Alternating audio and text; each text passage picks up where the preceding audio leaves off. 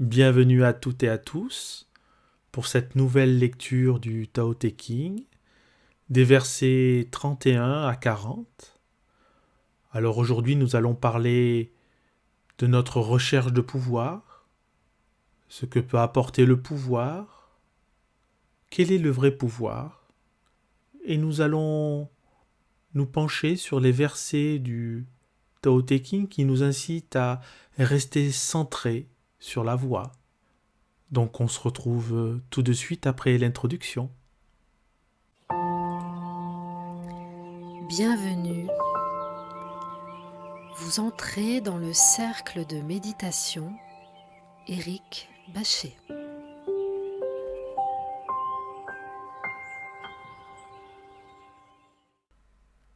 Chapitre 31. Les armes sont les instruments de la violence. Tous les hommes honnêtes les détestent. Les armes sont les instruments de la peur.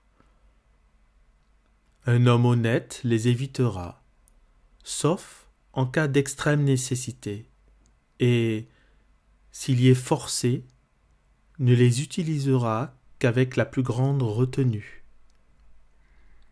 La paix est sa plus grande valeur.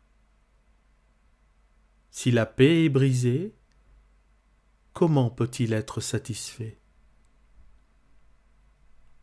Ses ennemis ne sont pas des démons, mais des êtres humains, comme lui.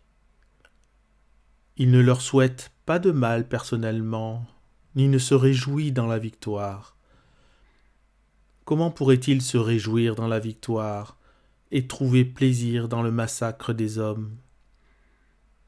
Il entre dans la bataille gravement, avec tristesse et grande compassion, comme s'il se rendait à des funérailles.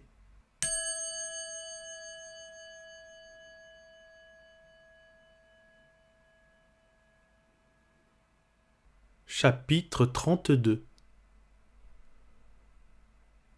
Le Tao ne peut être perçu.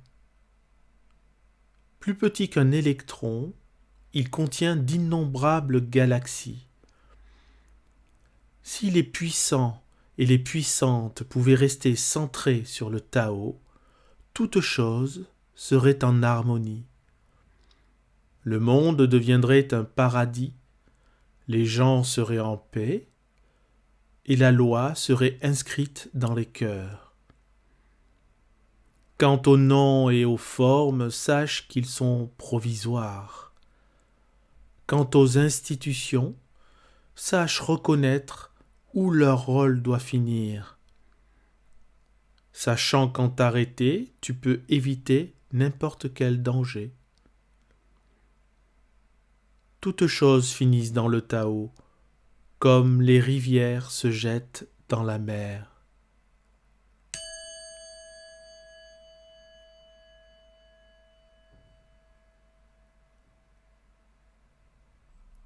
Chapitre 33.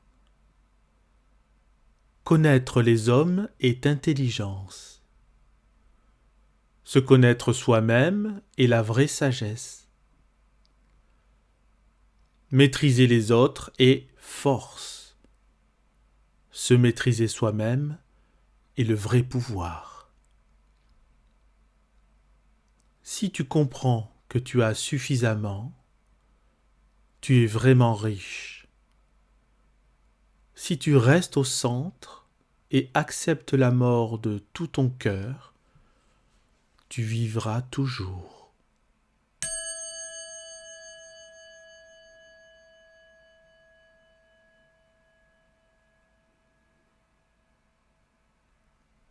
Chapitre 34.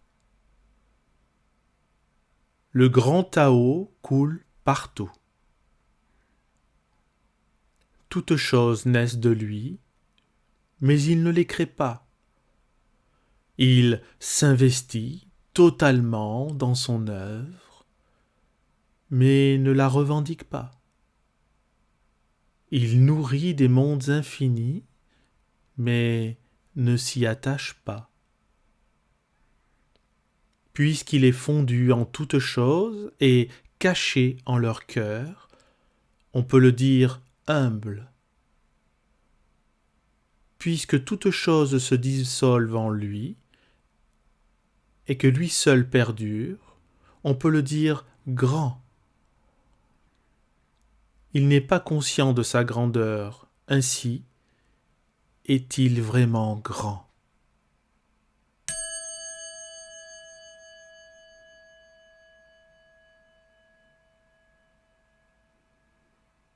Chapitre 35.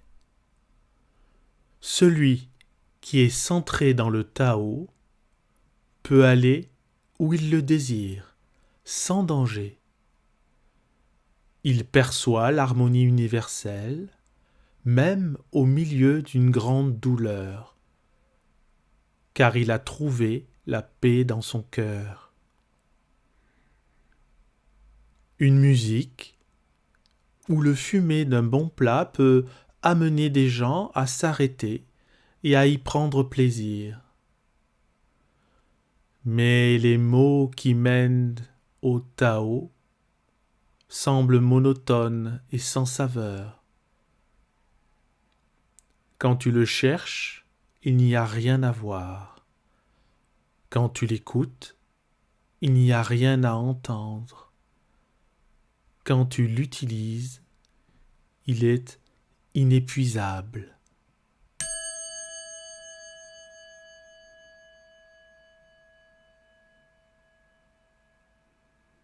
Chapitre 36. Si tu veux réduire une chose, permets-lui d'abord de grandir.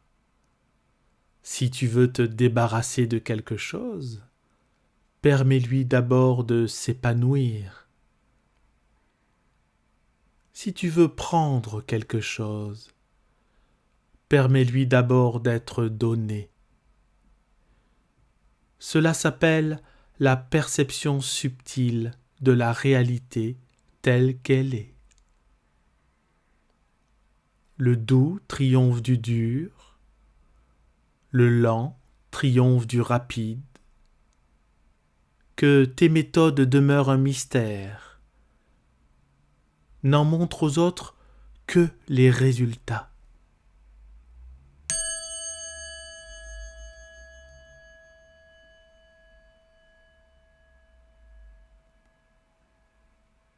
Chapitre 37. Le Tao ne fait jamais rien. Pourtant, à travers lui, toutes choses se font. Si les puissants et les puissantes pouvaient se centrer en lui, le monde entier se transformerait de lui-même dans ses rythmes naturels. Les gens seraient heureux de leur vie quotidienne, en harmonie et libres de tout désir. Quand il n'y a pas de désir, toutes choses sont en paix.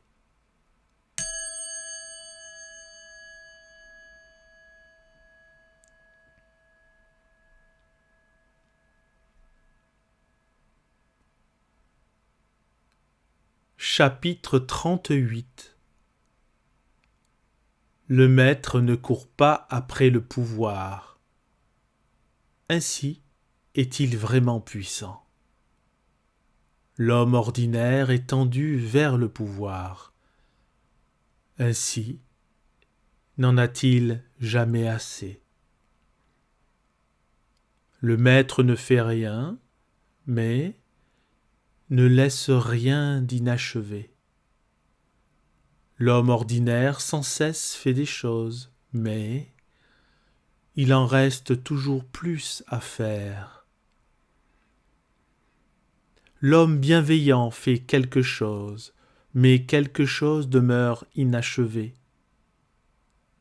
L'homme juste fait quelque chose et laisse de nombreuses choses à faire. L'homme moral fait quelque chose et, quand personne ne réagit, il retrousse ses manches et utilise la violence. Quand le Tao se perd, il y a la bienveillance. Quand la bienveillance se perd, il y a la morale. Quand la morale se perd, il y a le rite. Le rite est l'enveloppe de la vraie foi, le début du chaos. Ainsi, le maître s'occupe de la profondeur et non de la surface, du fruit et non de la fleur.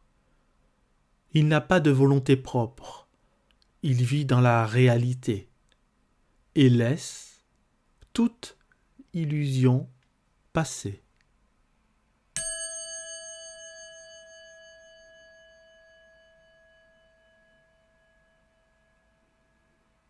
Chapitre 39. En harmonie avec le Tao, le ciel est clair et vaste. La terre est ferme et fertile.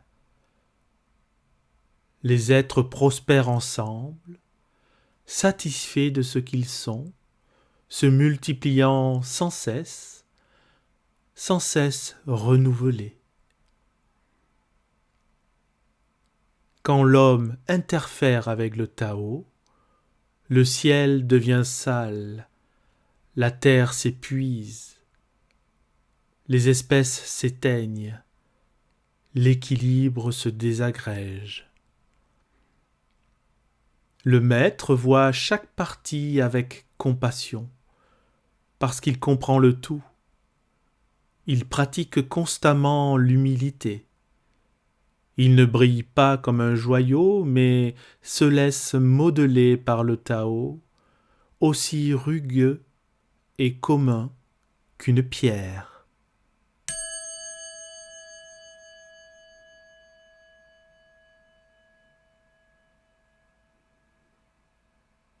Chapitre 40. Le retour et le mouvement du Tao. Céder est la voie du Tao. Toutes choses naissent de l'être. L'être naît du non-être.